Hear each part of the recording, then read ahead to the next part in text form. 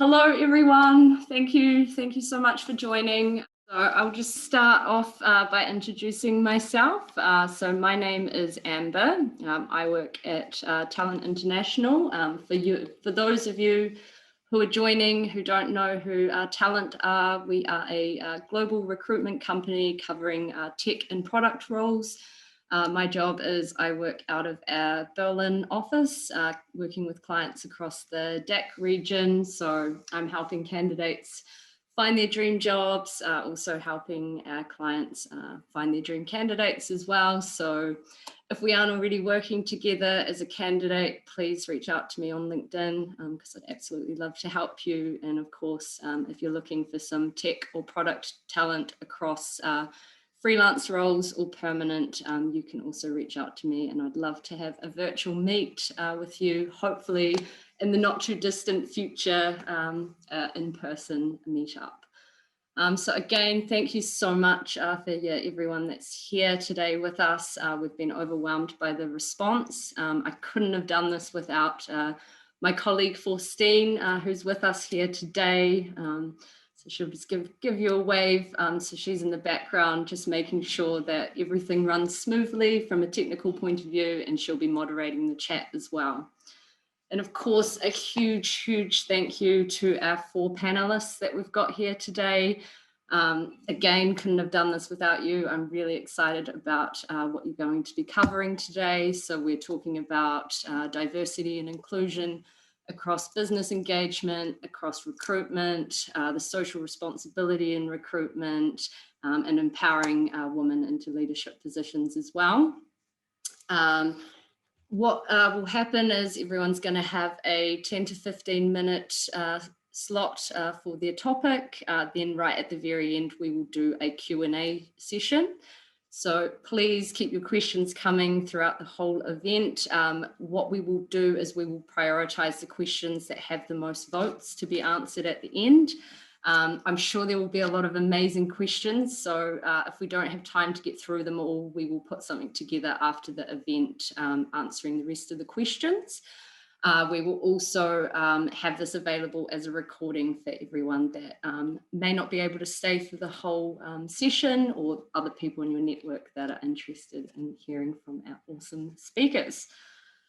So yeah, from here, I am going to pass it over to our first speaker, who we have got with us, Mark Serenyogi, who is from Sender. He is the employer brand manager there, and he's going to be talking to us today about inclusion as imperative business engagement. Thank you, Mark. There we go, right? Yeah. Cool. Thank you for having me. I have 2 screens here, so if it looks like I'm looking away, it's because I'm looking at the presentation. But thank you. Yeah, I'm here to talk about my thoughts on inclusion as imperative for when we're talking about business engagement or employee engagement. Boom. My name is Mark. I work for Sender since January, where I do employer branding. I am originally from Copenhagen, been in Berlin 5 years. I also sing and write music in my spare time with Mannerism. I'm a moderator for a Facebook networking group for Black people in Berlin.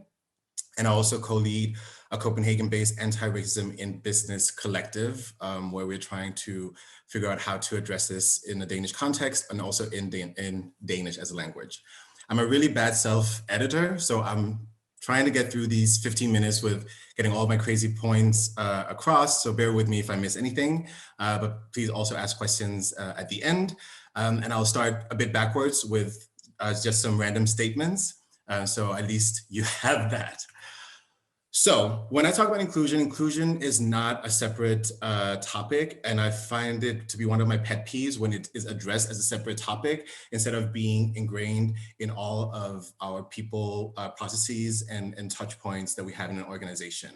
I also find that when we do not talk about money, but the sake of businesses doing good for the sake of goodness, I think it does disservice to the anti-discrimination movement, because businesses are here to make money. So we need to build that into the conversation and the argument.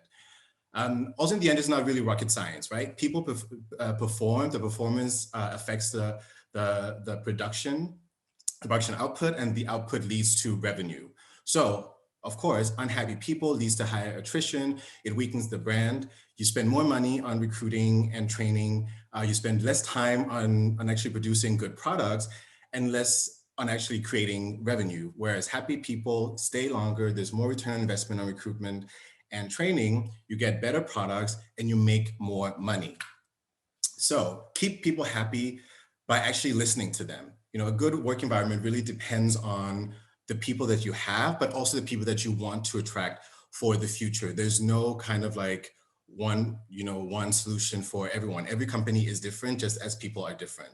So you need to listen to your employees. That goes through surveys, interviews, focus groups, feedback session, etc. However, you need to get those data points, And then we need to act. We need to actually implement those changes that have been communicated to us as needs, or communicate back efficiently on why you're doing something or why you're not doing something. By repeating this over and over and over, that's how we build trust, because we show the employees that we actually listen to them and we act accordingly, which means that when we ask employees again, they trust to be honest or being open with us so that we can continue to improve the employee experience. With this, we of course have to be mindful of marginalized people, because marginalized people are usually not the majority of your company. So you cannot just ask out and say like, hey, 80% are happy, we don't have a problem. So you also have to consider, how are you actually listening to those 20% not satisfied? How are you making different segmentations, whether in your organization, in your hiring process, how are you actually earmarking data in a way that you can actually be mindful of the minority or the marginalized groups. Work with documentation, keep score of data, choices, accountability. Often in organizations, we are always in kind of like a transaction between like, are we going to be acting on inclusion and diversity or not? And we don't want to force people, but at least keep score. So if you have like a document that's saying like, oh, is this hiring manager doing, does he have, or do they have diversity metrics? If no, and if they don't want to, make that fair, but then have a place where you document that this hiring manager does not want to do diversity training. So at some point when there is a question about something, there is documentation and accountability.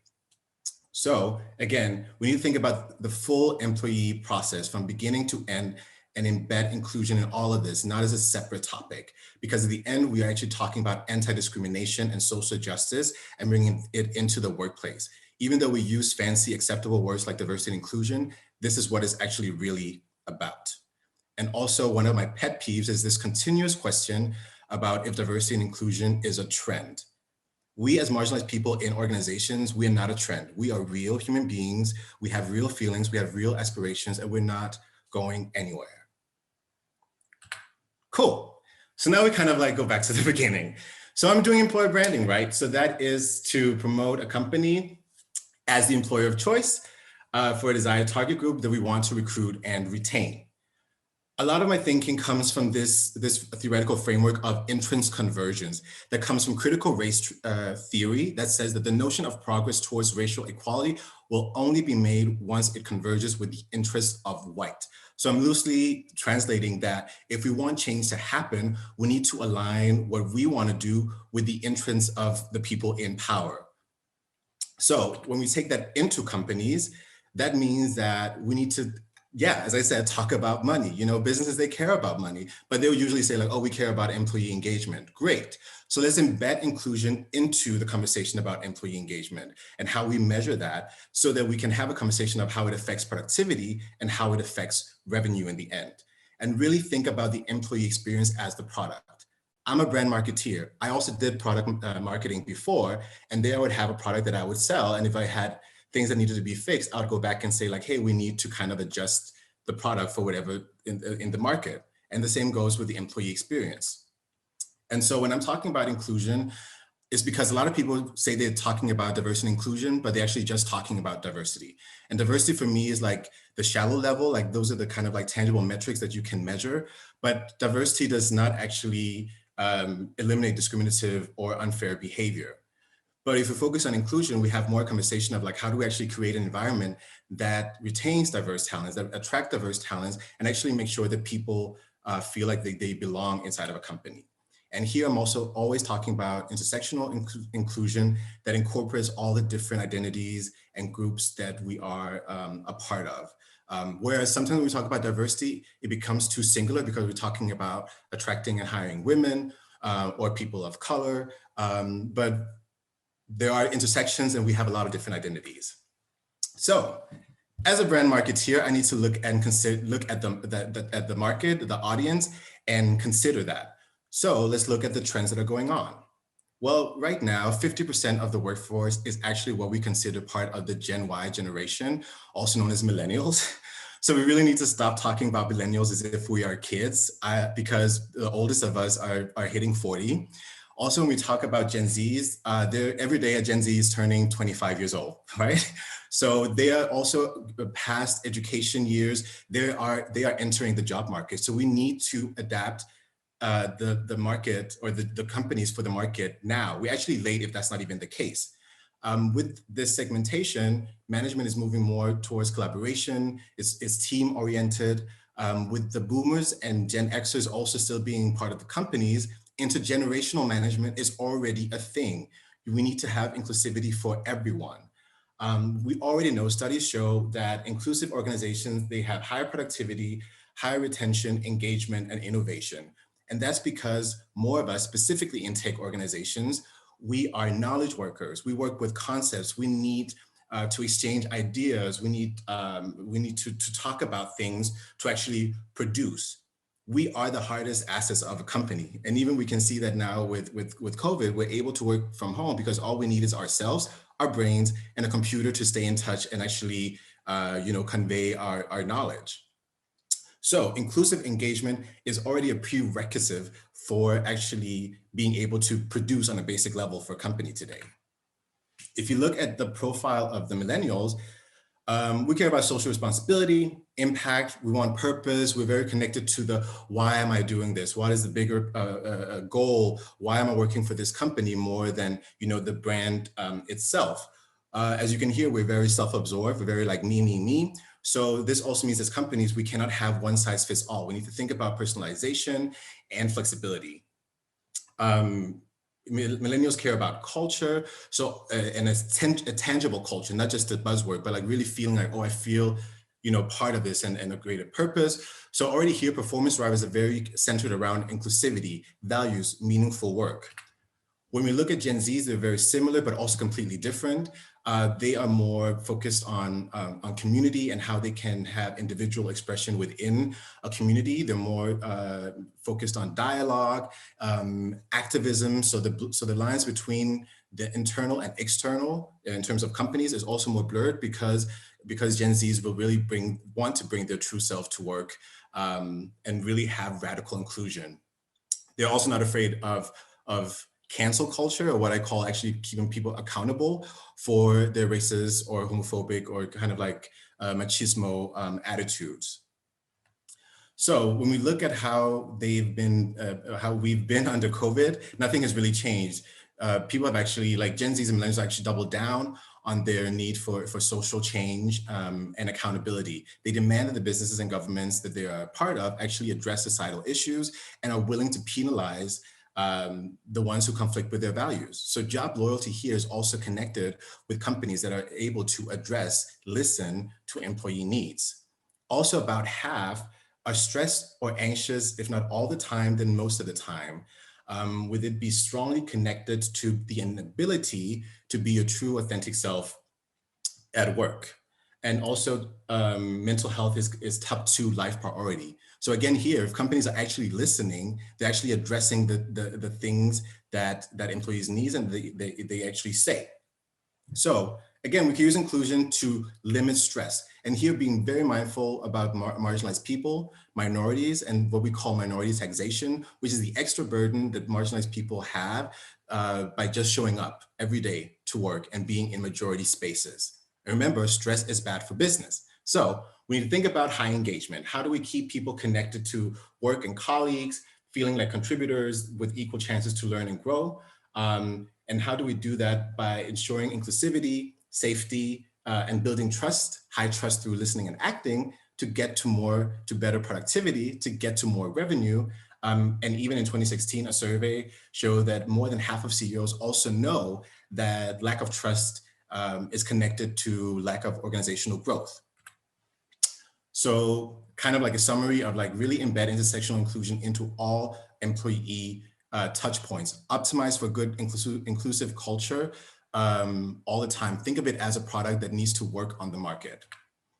And of course, when you already have inclusive mindsets, when you already have inclusive frameworks, managing diverse teams gets easier because guess what? Diverse teams, they are diverse, which means that you cannot have a one size fits all. You have to think about how you make space for the individual in the collective and focus on the team collaboration. Also, we are in business to do business and not to make friends. So we don't need to love each other, but we need to respect each other and be civil with each other. And that is part of the managerial framework.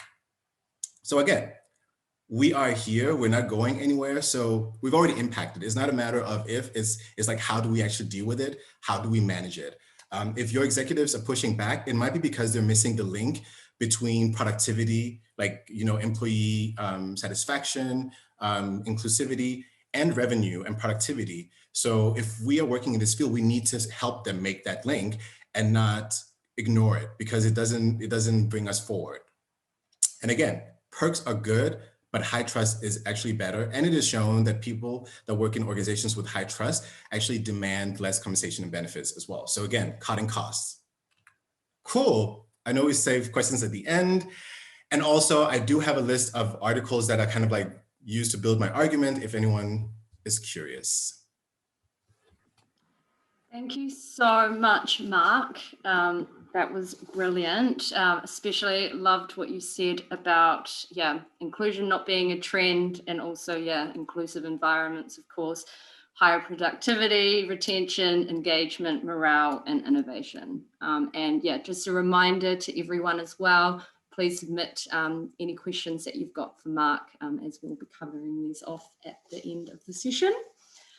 So next up, we have Margarita Segura-Biza joining us as a founder of Fairforce, and she is going to be covering the topic of non-discriminatory hiring best practices in tech. So thank you so much, Margarita. Over to you.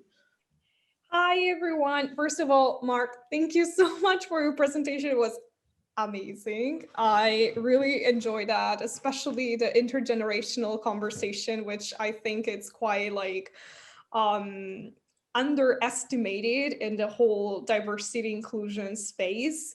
So thank you so much. It was amazing. Thanks. Cool. So hi, everyone. My name is Margarita. I'm running a business called Fairforce, and I'm mostly doing feminist and impact coaching and community building strategy. But I have a history of community or diversity and inclusion consulting work as well. And I'm still being involved in that, but under different angles, if I can say that. And I am here today. I don't have a presentation, so sorry everyone who loves presentation. I hate presentations. It takes me a lot of time. I'm a very talkative person, so you will hear me talking today. Hope you will enjoy that. And so I'm here to share my experience and my perspective on non-discriminatory hiring practice. And I would like to start sharing that, or saying that I have watched and worked with different companies in Berlin, and especially startups. And I have noticed that many companies, many startups really want to integrate a more diversity and inclusion informed hiring practices, but somehow they still fail to put in practice actual measures to expand their candidates pool, or also like put in place practices that can really be disruptive. And I would like to kind of picture a little bit the context and try to understand, or like share with you, like, where did I find some blind spots in the whole process? So many companies think about this process of including more like inclusive or diversity driven hiring practices starting by the end of the process. So actually starting from changing their approach to hiring and picking different copy for their job descriptions, involving different language and so on. But what I'm here to say is that if you as a company wants to introduce non-discriminatory hiring practice, there has to be a whole cultural shift from within the company first. And this is why, so workplaces, and I'm referring specifically to Berlin right now, but I understand that this is a global issue, but I will refer to the experience that I have more specifically. But workplaces are still dominated by white men, Western, able-bodied. These are the people that dominate the decision-making tables. They are part of the C level. And of course, being in the decision-making part, they are the one that decide for the processes. So hiring practices are business processes, are how companies decide to hire top talent or have a new workforce in there. So when we think about how we can shift discriminatory practices into inclusive practices, we really need to go back to understand how this process are put in places, how this process are designed, but also who designed them.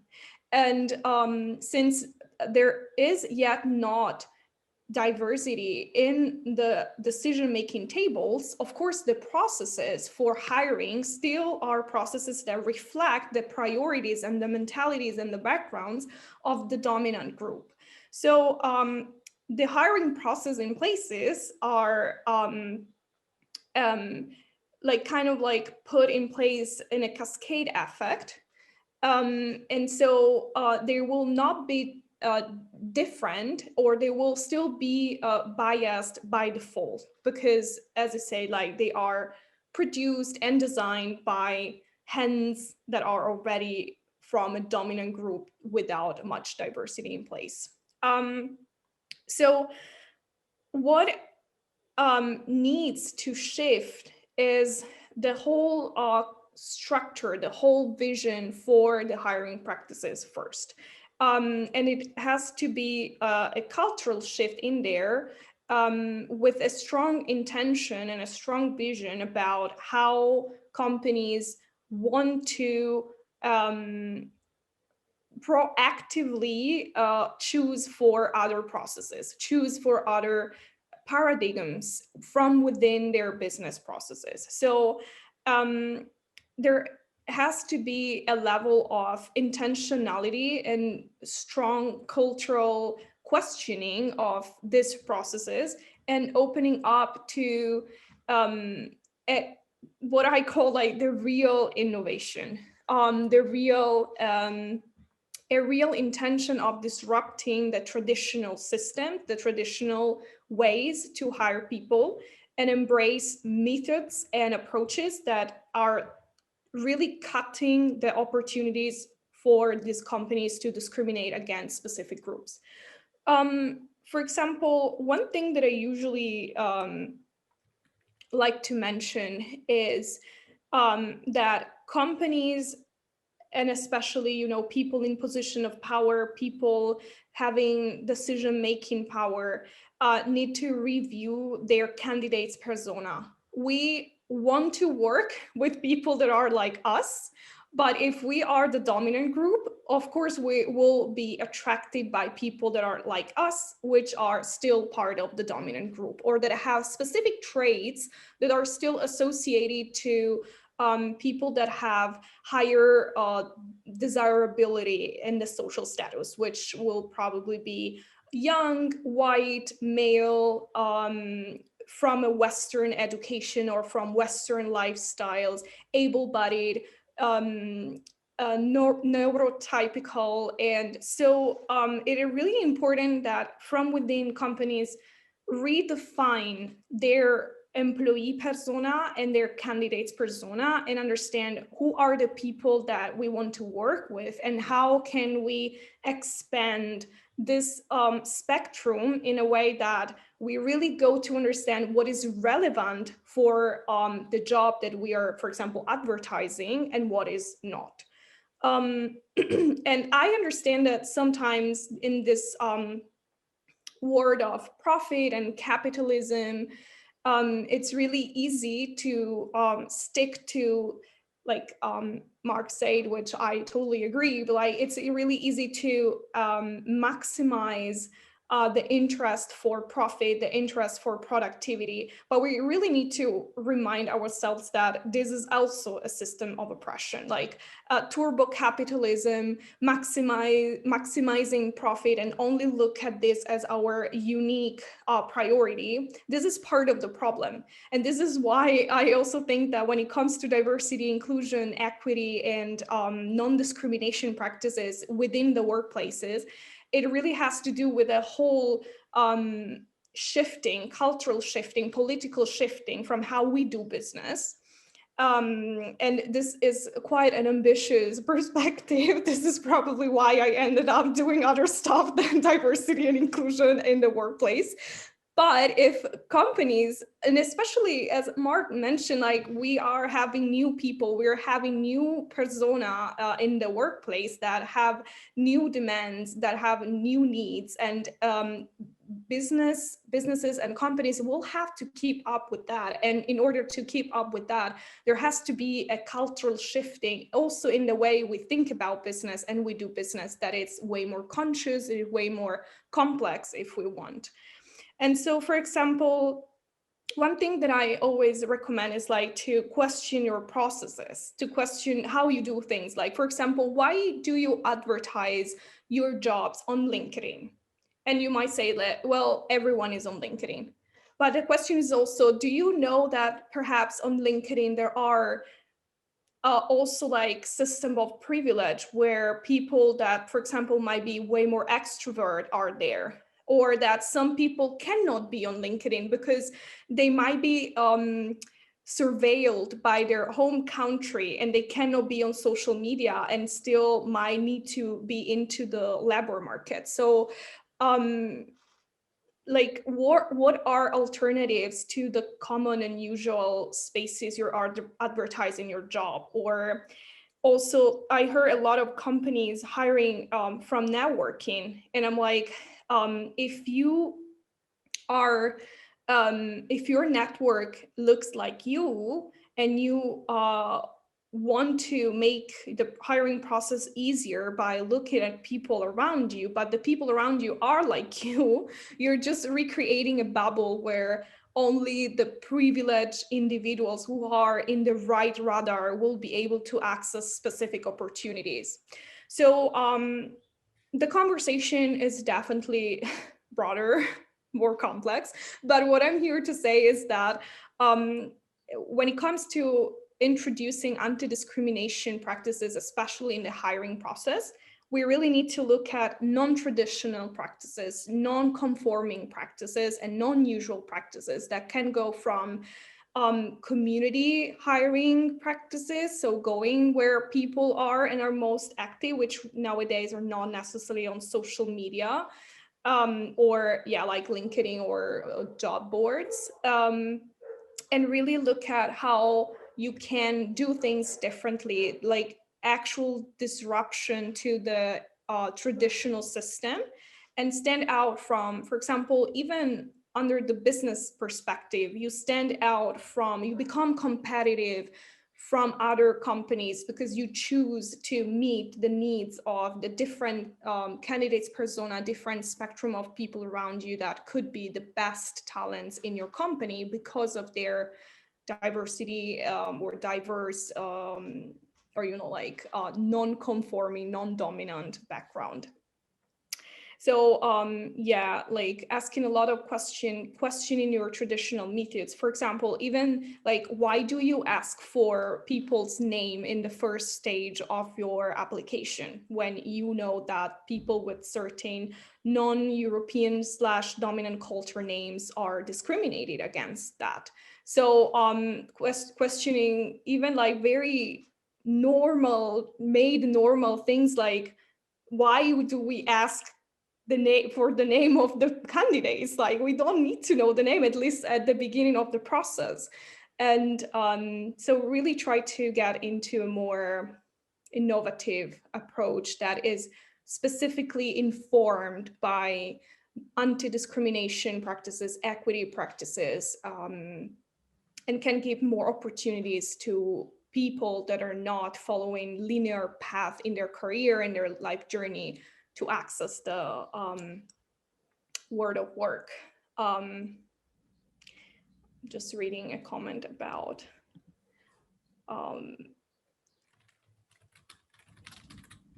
the photo on the CV. Well, I'm not even going into the photo thing. I just not adding my picture at all anymore. But yeah, that's also like a whole huge conversation. Maybe we can just go into that in the Q&A. Yeah, it's not a requirement. That's true.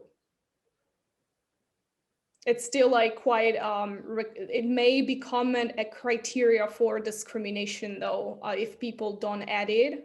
It requires a lot of like, I mean, it can be sensitive for some people.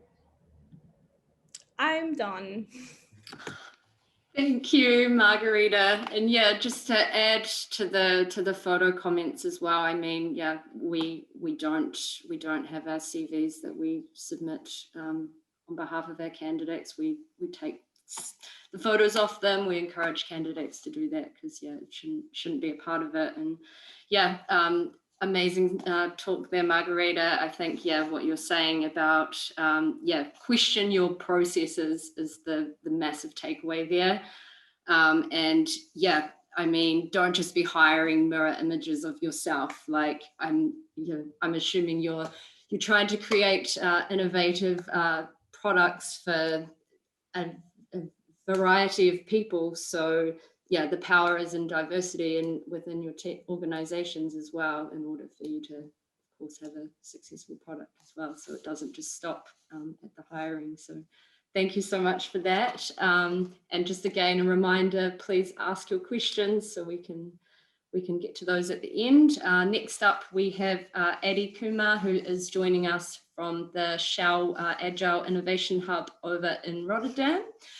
So he's going to be talking to us today about social responsibility in recruitment. Thanks, Adi. Thank you. And this is going to be such a tough act to follow, right? Fantastic topics covered by Mark and Margarita. And it will almost look like we coordinated our presentations, but trust me, we didn't, right? So let me quickly sort of start with introducing myself, right?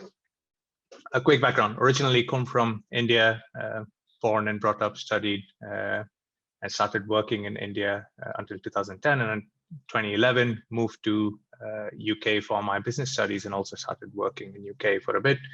I worked in the tech sector, then moved to the pharma industry. And in 2014, I sort of jumped to the other side of the canal and moved to the Netherlands to join the energy industry. And I'm still with Shell for 7 years and counting.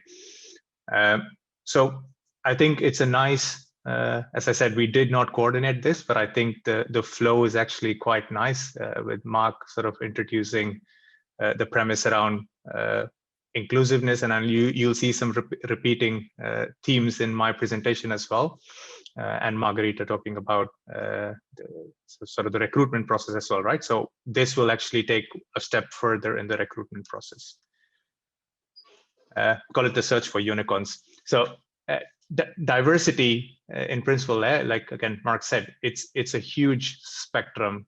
Diversity, it's a cheeky pun, it's diverse in its definition. It's everything from age to mindset to gender to ethnicity to identity. And what I also notice is based on which geography you're in, it's often skewed to one angle.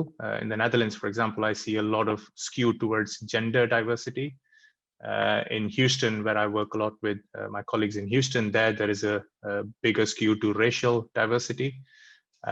So it's always good to be cognizant about that skew in the spectrum. It's much more than that, right? The thing that gets often excluded in conversations is things like age and ability, right? So it's very important that hiring managers, I always say hiring managers wield a tremendous amount of power because, and they really, I think at least what I see in Shell is they often don't recognize that. Because there are humans in the entire process, right? So when you do have the opportunity to give a job for someone, for that hiring manager, that thing would just be a job. But on the other side of the equation, it can be a game changer for someone. So again, the ask is to always keep an eye for that entire spectrum rather than the skew that you might have based on the geography you're in. So let's really talk about what, like, it's a typical management thing. Let's talk about three things, which hopefully everyone remembers after this presentation, is what can hiring managers sort of do, right? As I emphasized, like there should be a recognition that this is an entire, there are lots of humans in this ecosystem, and this is not just a process, it's not just an equation, there is not just money at the end of the tunnel, right? So there is way more to this process than that.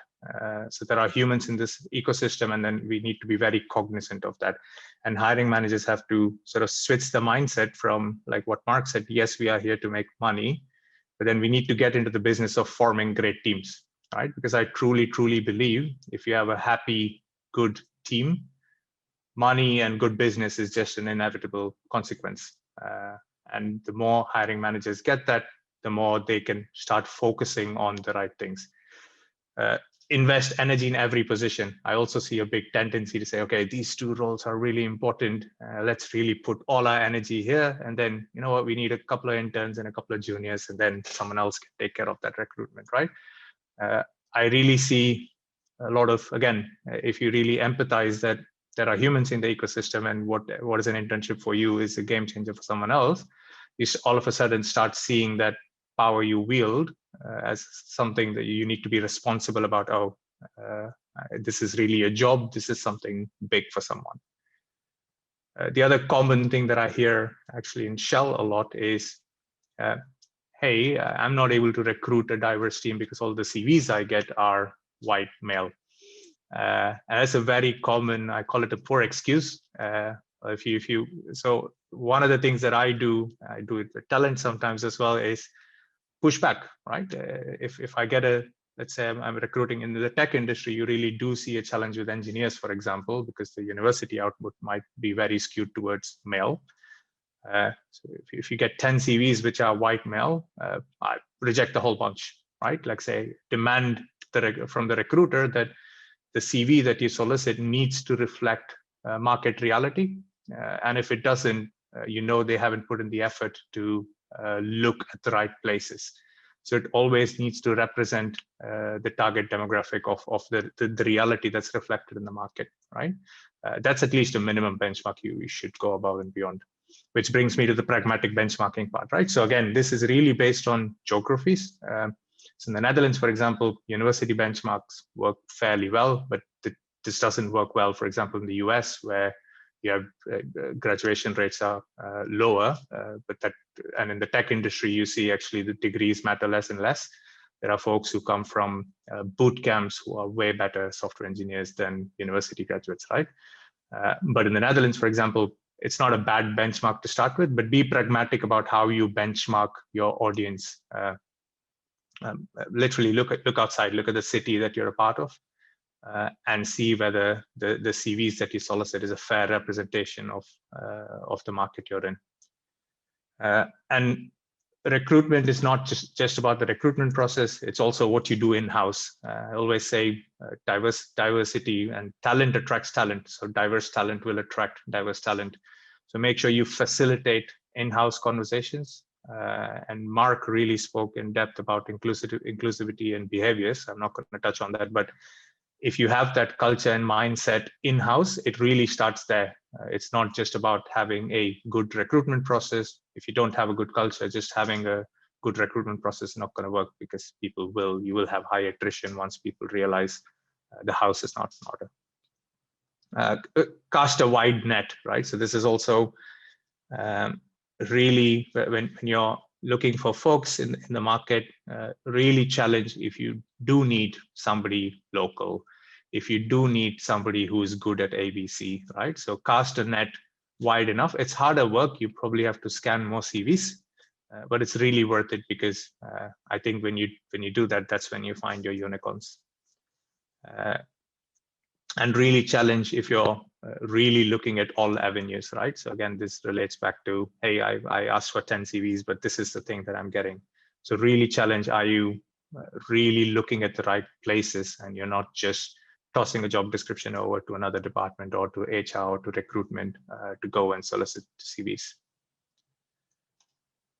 The easy part, I really think there are a bunch of things you can do which is not hard at all, and can have like good, tangible, practical, immediate impact, right?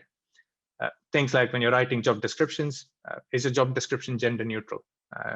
It's a very easy thing to do, but I know, again, from experience, people don't want to read job descriptions. They want to reuse job descriptions. The amount of times I get pinged, hey, Adi, do you have a JD for a product manager? And then they'll just toss it over to their recruiter from some other department. Spend time in reading through your job descriptions. Do basic checks. Do you have any bias in your job description? And double check. I say, are you sure? Because in the tech industry, it's now become a fad that, oh, we need a design ninja, we need samurai or whatever. Or you might not realize ninja actually has a masculine connotation to it. Again, if you look up the term ninja, you are going to, in pop culture and otherwise historically, even, you are only going to get pictures of males, right?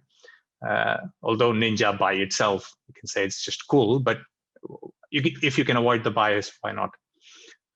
Do you really have to use all those jargon, right? Like, jargon will like throw people away. Like there are roles where you can have where you might not need like very niche skills, and generalists can apply, but then companies do tend to sort of beef up the role as much as they can straight away in the job description, so that they don't have to do like a lengthy interview process and screen more candidates. At least that's what they think. But I do think you lose out on great candidates if you do that. So really question, do you have to use all that jargon in your CV, in your job description? The other bit, which actually was a learning that I went through 2 years ago, we hired an individual who was actually in the process of her gender change becoming him. And a question that he asked me was, hey, I'm going to sign a contract. I want to see the language of your contract, right? And I hadn't thought about that. Let me knock on Shell's contract desk and check the wordings in the contract. And actually, I'm quite surprised with, I think, well, I shouldn't be, but I was surprised with the preparedness of Shell's contract desk and HR. There are a bunch of things that are in place that cater to a very broad audience. And when I really think about it, it makes sense. Shell is a massive company. They've been through these things a million times. So they know what to do and what not to do. So I was, to my pleasant surprise, the contract language was very surprisingly neutral and had no biases in it. Yeah, I already mentioned this, diversity attracts diversity. So always keep a check on the numbers, right? So I did right in the bottom, what gets measured gets done. So if you ever get challenged on, oh, why do you have diversity? Oh, well, there's a reason. If I don't have targets or if I don't have numbers, I know it doesn't work, right? That's the easiest explanation. There is enough research on why numbers work. But then the easiest explanation is, well, you are what you measure. So measure what you want to be.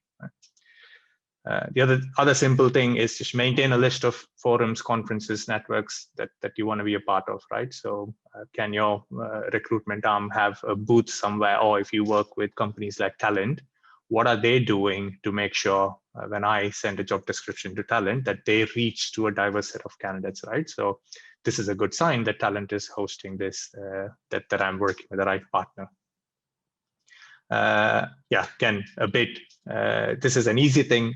Have an in-house forum which is action oriented. A lot of in-house forums in Shell in DNI is just about talking and sharing. I'm not saying that's a bad thing, it's great, but also have a forum where you can drive actions like, hey, we need to do these 3 things, or we need to set up these 3 things, or we need to focus on these 3 things. And that's an action oriented forum where we just don't talk and share stories, but we actually go away and actually do something to change the culture and mindset in the company. The last bit that I want to leave you with is there are some, I call it uncommon focus areas, right? So I mentioned initially in my first slide, like a lot of hiring managers tend to ignore juniors and interns. So I would really, really challenge that. It's a funny line, but it's true, is you really need to ask for all that experience for a junior role, right? So really challenge yourself and take risks in positions that are maybe a bit junior or a bit or maybe an intern, because keep in mind that is, as I said, there's a human on the other side of the equation, and what's a 3-month internship or a 6-month internship for a company can be a life or death differentiation for the person on the other side. When was this is a question that's supposed to trigger a thought, right? When was the last time anyone consciously checked if a job is suitable for visually impaired folks, right? Or differently abled in general? We really don't, and we really have to be honest about it, right? Like in Shell as well, I don't think hiring managers consciously think, oh, can I actually look for a broader spectrum of folks when I recruit for this particular role, or this particular role only needs to be on phone calls, or it just needs a lot of thinking power, right? So really have that, it's a deliberate thing that you have to do as a hiring manager when you're going out looking for talent. As we know, in the last decade, Europe has had a massive influx of migrant population. I also want to share a quick small story as well, right? Migrant population, we know in popular media and also non-popular media, there is a connotation that goes along with the migrant population, which we all know is not true. There are folks who very, very highly skilled, talented folks who actually migrate. Yeah, forget about the not highly skilled who you can retrain and bring them into the workforce. You should also be doing that.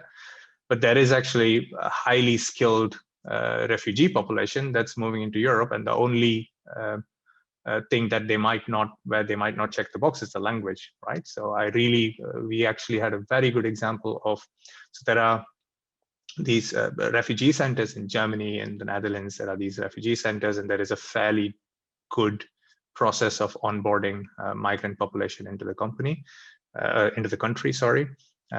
And you can really liaise with these refugee centers. They have focus groups, interest areas, boot camps, all organized within the center, right? So there is actually a Python coders group in the refugee center in the Netherlands. And one of our engineers actually volunteered there, right? So we said, hey, there is a really good pipeline of talent which you can bring into a company like Shell. And often what you see is the folks who have migrated to Europe, it's the first job that's the problem. If they get that first job, the entire job market opens up. So I would really urge hiring managers to, create that opportunity to make a first job, right? So all it takes is a 6-month internship.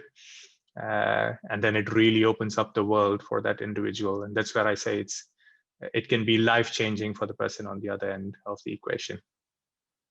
And finally, I think Mark touched upon this, right? Keep track of everything that you do in your process and hold people accountable, right? So if you're posting 10 roles, how many CVs did I solicit? How diverse was it, et cetera, et cetera. Keep track, have retros, and have that feedback loop on how you can improve your reach and cast a wider net. And the topic on my aspirational thing is the topic that Margarita touched upon. Strip out names and pictures from the hiring process would be awesome. But you need a really mature recruitment process to get there. and that would be ideal. I would say, but yeah, this is sort of the three areas, and I hope it was succinct enough for takeaways, and it's memorable enough for takeaways as well. That's it. Thank you so much, Eddie. Some really awesome points made there. And also thank you, Jasmine, yes, for sharing that as well. Of course, yes, consideration for candidates as well with specific learning difficulties. And yeah, what you're saying, diverse talent attracts further diverse talent. If for some reason you don't already have that diverse talent within your organization, think about the other things that you're doing. I mean, the different sort of community groups or support groups that you could have in place at your organization to help support these people. And Lisa may be kind enough to share with us, because Female Founders actually did an amazing case study, which was on, following on from what Eddie was talking about the language that you're using in your job adverts, and including like underrepresented people in the hiring process as well. So yeah, hopefully you can share that. And yeah, thanks again so much, Eddie. And finally, we have Lisa Marie Faisal joining us from Female Founders. She is one of the co-founders and CEO of there, and she's going to be talking to us about empowering women into leadership positions. So over to you, Lisa. Thank you. Thank you so much, Amber, for having me, and thanks for organizing this super nice event, and especially a very interesting discussion that is already going on. I have to admit that I already texted to my colleagues, hey, we need to rework our hiring processes because we could be way more inclusive. Because one of the topics that we are facing as female founders, and I'm going to share a few words about the organization in a couple of seconds, is that we're getting way too little applications from men. Due to, well, obviously the name Female Founders and also our whole visual presentation. So I definitely think that I already had some takeaways from today's session. So thanks for this to the previous speakers. I'm now gonna share my screen. I hope it's working, but it should be. Just let me know if you can see the whole presentation and if you can actually see the full screen presentation mode. Now we see the notes section, so you might want to hit the swap screens button. That is very interesting. I never get this, why it actually does this. Yeah. Here we go. Cool. Thanks. Thanks for being so helpful and the tech support. So a couple of words about Female Founders first, and then a bit about myself. So Female Founders was started in 2016 as a side hustle, to be honest, and my co-founder and I only committed to Female Founders full-time last year. So we've had quite a ride in the past 12 months, thanks to the pandemic that is still out there and is keeping us busy every day, because also the Austrian government is very creative in coming up with what they call solutions. So Female Founders is an organization based in Vienna, but we've always had this idea of being pan-European and really working with people and women, mostly from all over Europe, because we're not only, very active when it comes to the tech space, but we also really consider ourselves European, and we just see that Europe is such a unique place and that we need to sort of do everything that we can to actually, work cross borders and engage more people to do this on a bigger level. So we as an organization have started with running events and really just doing small things to bring or to actually highlight women in the tech and innovation ecosystem in Austria in the first place, and then at one point in Europe. And in the past years, we've become one of the most active organizations on the European level, and really are now focusing on two things. So on the one hand side, the focus of bringing more female talent to the tech and innovation space, because we just see a big underrepresentation there. And the second topic is funding for female adventure specifically, because, and I'm going to show you the numbers, the situation is just really shitty, if I'm allowed to use this word. A bit about my background, and that might explain why especially this topic of funding is something that is very important to me. I used to run the biggest network for angel investors in Austria for 4 years, which still is also a very male-dominated environment, because most of the angel investors are old white guys, having been super successful in their careers and now investing in young white guys, which just creates a disbalance in the space. And apart from being active in the startup ecosystem, I'm a very political person, not being active in a political party, but having the sometimes doubtful pleasure of advising the Austrian government on what to do about startups and innovation and tech in general, which is extremely exciting and really helped me to become a more patient person. So now to our topic, because as Amber already mentioned, I would really love to focus on the talent aspect and specifically two things, which is on the one hand side, the recruitment part, and on the other hand side, the part that is also very important, being retaining actually female talent in the tech and innovation space. And these are also the key areas that we're active in. But first, some numbers, which I'm also already super shocked about when I share them. But first, one of my most favorite statements, not because I think that the statement is particularly great, but it just shows that we really do have a problem, because we really believe that tech and innovation in Europe and basically across the globe is just a space where women are underrepresented on so many levels, when it's about creating startups, when it's about working in scale-ups, when it's about the investment topic, and generally when it comes to making decisions in the innovation and tech space. We just feel that it's not a match yet, but we're going to do something about this. So some numbers, as already mentioned, we see that the majority of decision makers in this industry are men, and still men, and things are changing. That's the good news, but we really think that it's just changing way too slow and that we could all do more. And also the Corona crisis wasn't particularly great in bringing more women to leadership positions and in that space, which is just a pity. And what we feel is, of course, on the one hand side, this is an issue from a societal perspective, but it's also a very big issue from an economic perspective as well. And when we think about the future, I think we all want the future to be brighter for everyone, for us, for our kids, for our grandkids. And we think that when we leave more than 50% of the population out of creating the future, we won't achieve creating an equal future for everyone with equal opportunities for everyone. Studies, fortunately or unfortunately, prove this fact. And when we look at the European Union, we see that just 19% of executive positions are actually being held by women, which is really, really bad. It looks a bit better in board when it comes to board seats in publicly listed companies.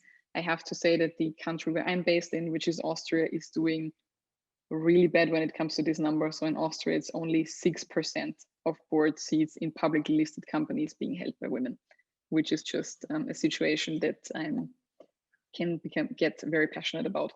And we're actively trying to do something, as mentioned. When we look at the VC industry, as briefly mentioned, I think the picture is even worse. Because there's just a big correlation between the people who actually write the checks and who gets the funding. And when we look at the VC decision makers, it's only 11% of them are being women in Europe. It's a bit different in the US, a bit better, and numbers, as mentioned, are increasing, but it's still moving at a pace that is just extremely disappointing. When we, on the other hand, said look at the people or the companies that actually get funding, we saw in 2018 that only 7% of the VC funding went to gender diverse teams. So we're not talking about solely female teams here, but it's really teams with at least one female co-founder. Meaning, on the other hand, that 93% of the money is going to all male teams, which is just, again, not representing what the actual situation looks like, because there are just way more companies being founded by women these days, but apparently they don't get the money, which is super sad. And I hope that everyone already knows these numbers. Women in leadership just have a tremendous impact on the overall performance of companies. And the good news is, as already mentioned in the previous talks, when you manage to have diversity in your team and in your organization, you're gonna attract even more diversity to your workforce. And that's obviously also very true when it comes to women.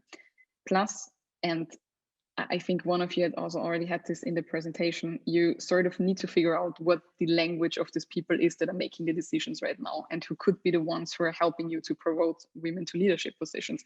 And so we at one point also started to change our communication and really try to show people, why does this make sense from a financial capitalistic perspective to invest into women and to invest into diversity? And numbers show that promoting women to leadership positions help companies to generate more return on sales, as easy as that. And those companies outperform significantly, which is proven by big companies like McKinsey. So I feel that people should start to realize that this could be true if even organizations like this are telling this.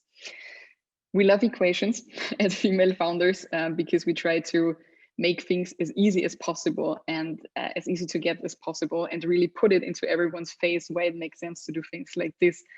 And for us, it's really simple. Attracting and promoting female talent leads to more revenue, as easy as that. Summing things up like this helped us quite a lot in our communication and to convince the decision makers of today. So when we talk about female talent, we actually see that the problem, and I really hate the term problem generally, but I think in that case it's appropriate to call it a problem, is very much twofold. So on the one hand side, a lot of companies and organizations really have issues on the one hand side to attract female talent. So the topic that was covered quite well in the previous presentations. The other issue that we're seeing that is equally important is retaining female talent within the company and within the organization. Why? Because hiring women is just one part of the story, but really encouraging them to be the best version of themselves, to be productive and to stay for a long time in the company is sometimes even harder because, well, on the one hand side, you have to fulfill your promises and you have to show them that you actually care and that diversity and promoting women is something that is really important for you as an organization.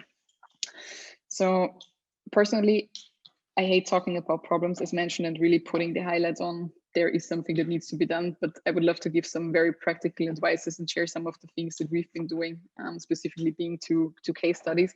So one company that we've worked with from Berlin and one of the programs that we're doing and that we're now hosting with a couple of organizations. But I think one of the main takeaways should be that even the smallest things can actually have an impact. This is related to the first case study that I'm going to show you. And the best way to actually change something just is to get started. I know that a lot of organizations are setting up super complex D&I initiatives and setting up workshops and sessions and boards who are talking about things. And I think the crucial element is not being stuck in this talking about part, but it's really about taking action. And it's about doing something and committing resources to this aspect of diversity and inclusion, no matter if we talk about women or other aspects of diversity. And we just see a lot of organizations being stuck on this very theoretical level and not really getting into practice. So one of these stories that I'd like to highlight is a Berlin-based VC fund. Some of you might know them. They're called Signa Innovations. So yes, they're part of Signa Group, an organization or company that has been in the media quite frequently in the German-speaking area. If you're now wondering, so why did we work with them and very hesitant to work with them in the first place? Yes, because we felt like, okay, this is not exactly the company that is being connected to this topic of diversity and promoting women, etc. We thought, okay, we just need to start a conversation with them.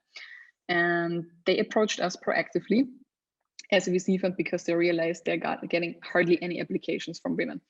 And for the specific position that they were looking for, they received even less than 10% female applicants, which is just, well, not great, to say it in a nice way. And what they asked us is, hey, can you please check our job ads and can you give some feedback on this? And I have to say that I'm a very direct person.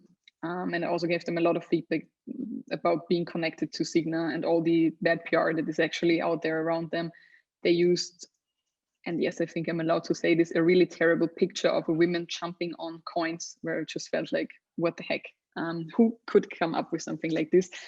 And what we did quite simple, and I think it was quite simple. We sat down for 3 hours or so, gave them feedback, reworked the job ad, and rephrased it in a way where we felt, okay, we would actually also be attracted by this because we see what the impact of the work could actually be, and that it's not about performance all night long and having a fancy VC life, meaning going to clubs and bars and drinking a lot, but it's actually about having an impact with the things that you're doing, especially in this position.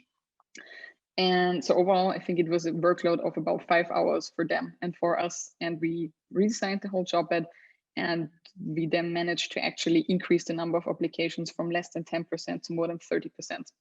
And what was quite interesting was then the funnel of this whole application process, because I think it was a 4-step process. And in the second step, it was only women, or more than 50% of women in the round, because they realized, okay, there are a lot of qualified women out there, and they actually applied and they made the offer for this job to 3 women. And then successfully hired, I think, 2 out of the 3. So this was a huge success story. And I think that's the beauty of the story. it was not only cool for us to see that this actually has an impact, but they really changed their mindset and they realized that there were some biases. And as you can see from the statement there, that it's really about understanding what applicants see and really becoming more empathetic also in this job process. The second example that I wanted to share is one of the programs that we are running. We are calling this Leadership Accelerator, LeadF, which is a 3-month program that we're offering to basically everyone who wants to apply, but specifically also for women working in very established organizations, being most of them publicly listed companies, super successful, making billions of turnover. And the program, and it has gone through some redesigns in the past weeks and months, but what we realized, and this is something that we're now telling our customers as well, is that when it comes to retaining talent and boosting female leaders within an organization, it's not only about giving them a mentoring program or doing another thing, but it's really about a combination of things. Because one of the key aspects when we talk about retaining and promoting female talent actually is to build resilience and especially build confidence, because women usually don't lack know-how, they don't lack the resources, but they just lack confidence, which is heavily related to the upbringing of women still in these days, unfortunately. So what we realized that it's not about doing one thing or the other, but it's a combination. It's really about giving them, again, the confidence in their skills and in their know-how. It's about mentoring and actively promoting them. And it's about giving them a network and especially giving them a space where they can talk about things. And I'm always amazed by this group of women because they're talking quite openly about the things that they are facing and the challenges that they are facing. And I have to say, when you talk to them, you're really realizing how shitty some workplaces actually are, which led to the fact that a lot of women actually quit their jobs after participating in our program and started to look for new companies. But we don't tell this to our customers. So please also don't do this when they ask you about the programs that we're running in female founders. So as mentioned, this combination of these 3 things has turned out to be quite successful and quite important when it really is about promoting female talent. And we're now setting up a number of different programs for big organizations, smaller organizations, mentoring programs, etc., where we try to include especially those 3 aspects. So happy to share more about this later. But what I think is especially important, yes, everyone can tell you that this is an amazing program, blah, blah. But what we really care about is to see if we can actually make an impact and if things actually change in this talent management topic and in this female leadership topic. So we quite actively ask the participants as well as the organizations what the impact was and if they can see that something is changing within the organizations. And the cool thing is, yes, definitely. So as you can see, 90% of the participants actually said that they feel significantly more confident in the leadership positions and in the leadership role, which might sound weird because confidence is, you have it or you don't, not true. So this is definitely something that people can work on and something that needs to be emphasized again and again. And we also see that a lot of people actually already managed to implement the things that they learned and the new leadership style in the day-to-day work. And this really helped them to become more confident leaders in the organizations and actually really to step up in the corporate careers that they are following. So last slide from my end to sum things up, which is again a simple equations. I already told you we love equations because it just simplifies the world a bit. And this should not only be true when it comes to female talent, but generally every aspect of diversity. So for us, investing in diversity really means to invest into a better future. Not into a better future of only an organization or a company or an individual, but definitely into a better future for all of us. Here is my contact details, but also happy to share them in the chat. Looking forward to your questions and a meaningful discussion. Thank you so much for listening.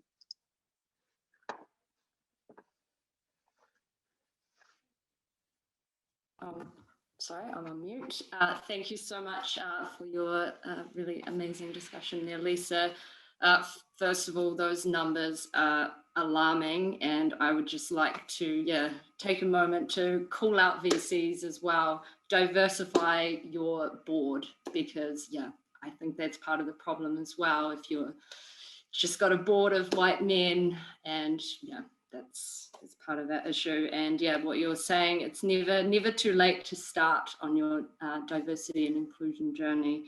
And circling back to what Addie said, you don't always need that guy with 30+ years of experience. Hire these interns, build them up, put them through a program like what Female Founders is offering. So yeah, there's a lot of great stuff out there. So thank you. So now just moving on to our Q&A panel. So I'll just see what questions we've got here. So yeah, I don't know if the panelists want to jump on, and Mark, there is one here for you. When actively job hunting, how can we really analyze if companies are proactive, really care about diversity and inclusion? What key questions can we ask hiring managers or key stakeholders to identify companies that are optimizing a good inclusive culture? Is a good question. Is also something that I'm exploring myself. So one thing is, of course, to ask directly. I think sometimes when we are job interviewing, we get a bit intimidated, but remember the job interview is also for the candidate to assess the company. So ask all the questions that you need to ask specifically about inclusion and diversity. Ask them, what's your strategy? Do you have a report? Double check their website, what is listed and what is not listed. Really consider also what does it mean for you to be yourself in a workplace? What do you need? And display that in your interview. Show that in your behavior. Do not edit yourself to be more likable, because the test should actually be if they are open and willing to take you as you are. That's some of the things that I try to practice. And last time that I was open for jobs, I actually, I would also look in LinkedIn and see who worked there. And when I saw Black employees, I would honestly email them and ask, how do you feel as a Black employee in this company?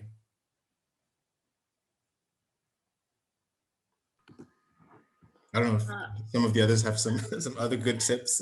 Yeah, I was going to say, does anyone else want to jump in on that question as well?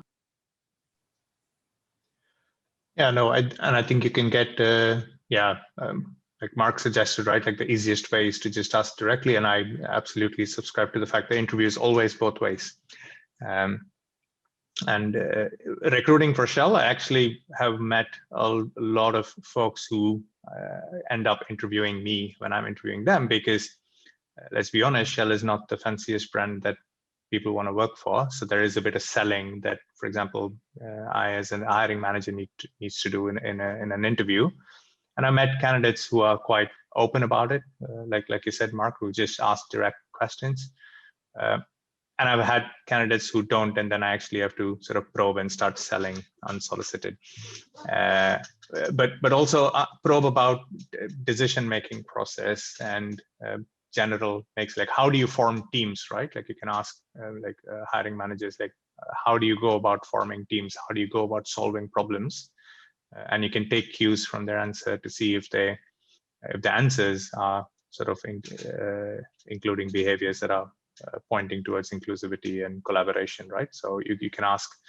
So that's something I think is a nice way to do. Ask how people form teams, I think is a good marker. That actually also reminds me, just on top of that, last time when I was interviewing with different companies, the way that they would ask me about how I solve a problem actually indicated a lot about how they actually do inclusivity in practice. Because if I would answer in a way being like, yeah, I'd come in, I would do these and these things to assess data, and then they ask leading questions because they want a specific answer. So it's kind of like, well, actually, if you're not comfortable with the way that I would approach this, I don't know if I would be comfortable in this team. And I actually had to say that in an interview at one point. Thank you, Mark and Eddie. Another one here for you as well, Mark, but also someone else can jump on it as well. So aren't marginalized groups a majority in the tech industry? In my experience in the Berlin tech scene, at least, they're not necessarily a minority, they're just not present in management. Right. So this is kind of like a play on semantics. So, and also whether it depends, again, what theoretical framework you're using and what kind of words they're using. Some use minority, some use marginalization. I mean, obviously, if you look into the world, ethnic minorities are not the minorities, but actually the majority. White people are very, very few in the world. So again, let's not play with semantics, because we know at the end what we're talking about. We're talking about people who are in power, and we're talking about how do we get access to that power, and how do we distribute wealth, financial stability, security. I mean, at the end of the day, everybody just wants a nice, peaceful, pretty boring life. And how do we ensure that as many people get that?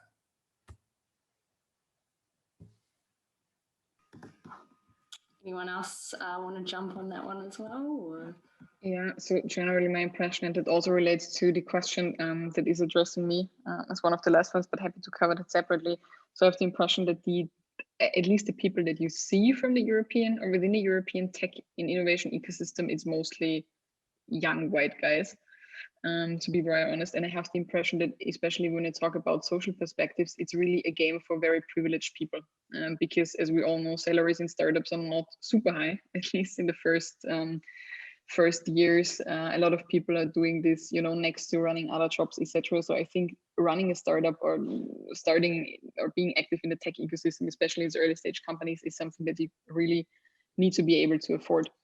And this is an issue that we're seeing with a lot of companies. So this is why they're actually starting to hire the people that are close to them, the people that they know from school, because they know them and they know that they can somehow afford this. Which is not particular, or doesn't make it particularly easy to actually sort of break out of the circle and bring new people into that space. But I think something that is pretty unique to this bunch of people is that they are all, driven by something and actually want to challenge the status quo. And this is why I think actually for these marginalized groups that we're talking about, or these minorities, it could be extremely interesting to be part of this conversation and to actually create some of the cool tech products. But I think we still have a long way to go as an ecosystem. Thank you. And also, got a question here. If you recruit anonymously, no pics, no names, etc., is there a danger to also discriminate? I'll let the panelists read the rest of this question, but really, really good points here, because I think this is also to do with factoring in all this unpaid work that goes unrecognized, like parenting and things. So perhaps, I don't know, Margarita, do you want to share some insight on this one? Yeah, first of all, hi, Hedda. Just want to say hi. Nice to see you here. I would say that 15 minutes were not enough to actually tackle to broadly about the whole hiring and non-discriminatory practices, and mentioning about not asking for names or not asking for pictures could be just one part of the process, but it doesn't necessarily mean that it's the ultimate way to avoid discriminations.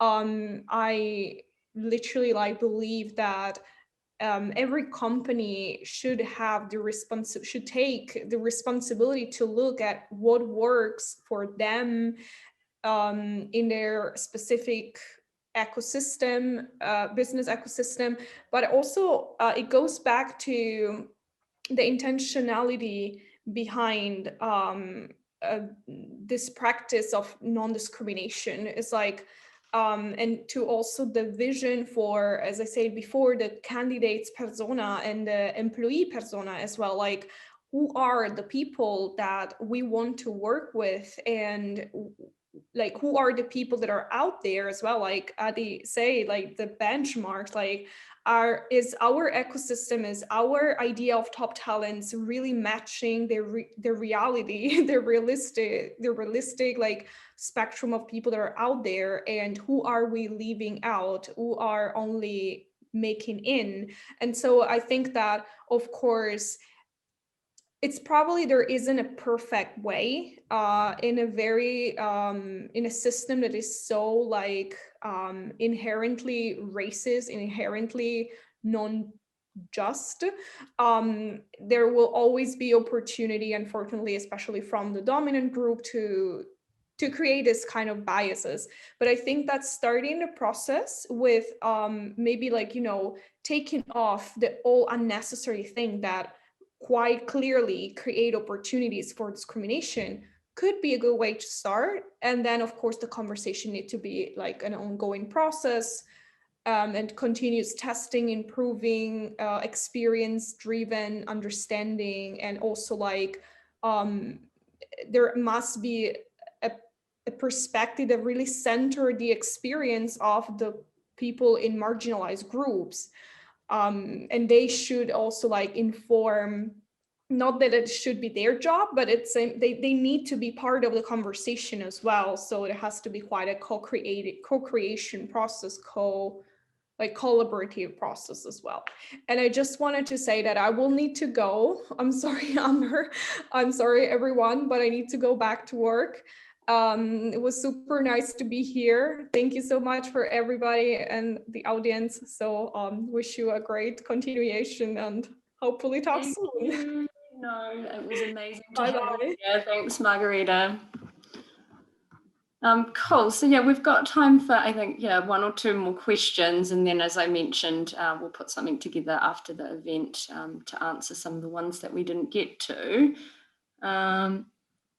So we've also got, do you think that work from anywhere can strengthen or weaken inclusivity in a workplace? And is going back to the office for the sake of preserving culture a valid argument for not allowing people to work from home after post-COVID?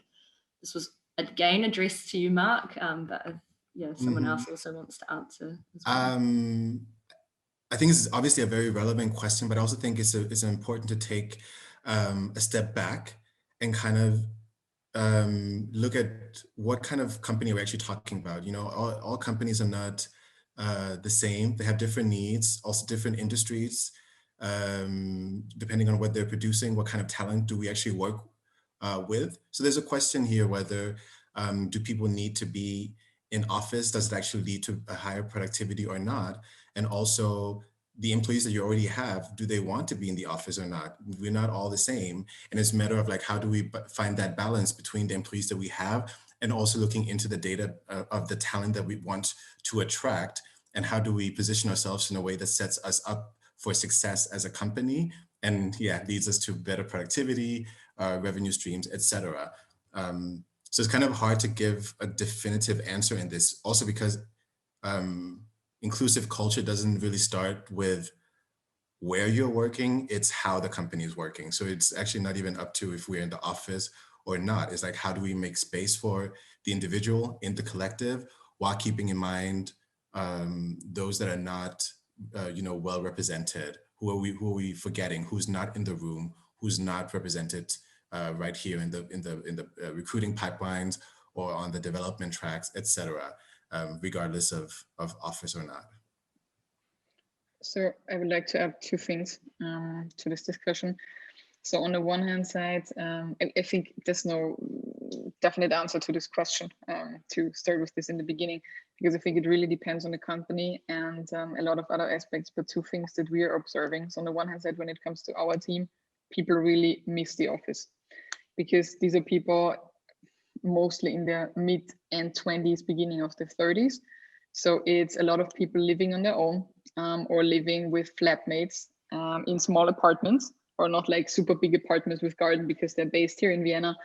And also in Vienna, there are not that many nice gardens these days where you can just go and go for a walk and take some rest. And also it's hard to meet other people. So they are really using the office as an excuse, because we have a sort of a rotation policy and they are allowed to come in 1 day per week.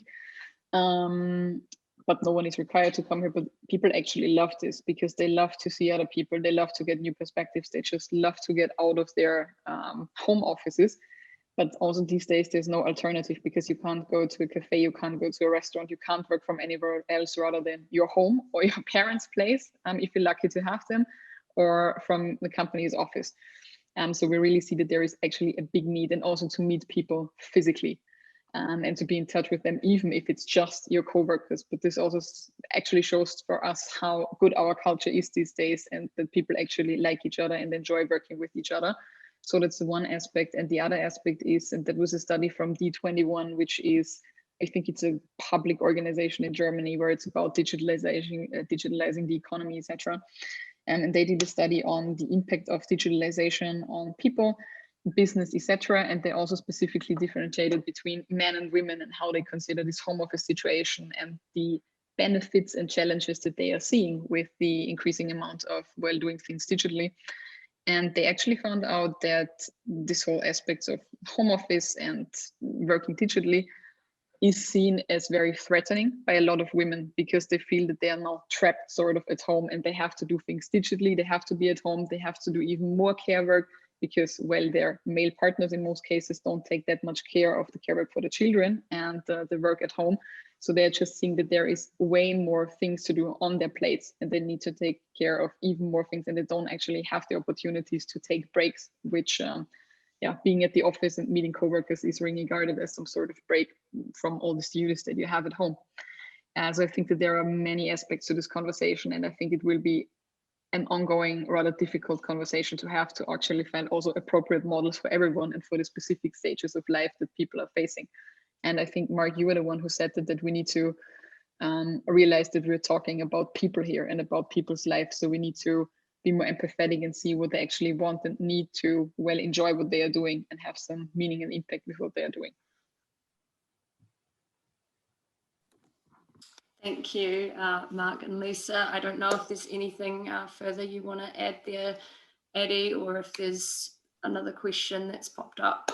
But yeah, I think, we'll need to wrap things up now, because I appreciate everyone has taken time out of their day to be part of this. Thank you so much to Mark, to Addie, to Margarita and Lisa.